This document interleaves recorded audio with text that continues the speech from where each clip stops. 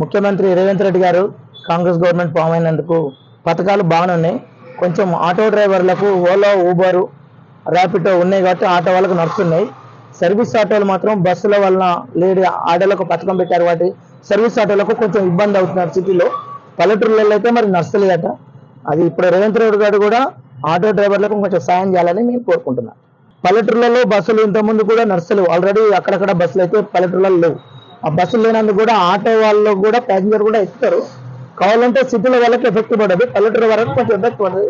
పల్లెటూరు వాళ్ళు చూసుకొని కూడా వాళ్ళని ఆదుకోవాలని కోరుకుంటున్నాను. అన్ని రేవంత్ రెడ్డి గారు నా 10 రోజులు అయితే కన్నా ఫామ్ అయ్యి వాళ్ళు ఇచ్చేస్తుంటే చూడాలి. మరి ఇప్పుడు వరకైతే బాగానే ఉన్నాయి, ఇంకా అమలు కాలేదు. అమలు అయితే చేస్తారా చేయడాని చూడాలి. ఇంతకుముందు కాంగ్రెస్ గవర్నమెంట్ ఉన్నప్పుడు వైఎస్ రాజశేఖర్ ఉన్నప్పుడు ప్రజా దర్బారు ప్రోగ్రాం పెట్టేది, అందరిని పేదలకు ఆదుకునేది బాగుండేది. బీఆర్ఎస్ గవర్నమెంట్ వచ్చినాక ప్రజా దర్బారు పెట్టలేదు, కానీ ప్రగతి భవనం ఆయన వరకే స్వతంత్రమైంది, కానీ పేదలకి ఏం యూజ్ కాలేదు. ఇప్పుడు కాంగ్రెస్ గవర్నమెంట్ రేవంత్ రెడ్డి ముఖ్యమంత్రి అయిన తర్వాత ప్రజా దర్బారు పెట్టారు కాబట్టి అందరికీ సేవలు అందించడానికి ప్రజా దర్బారు పెట్టారు, బాగుంది.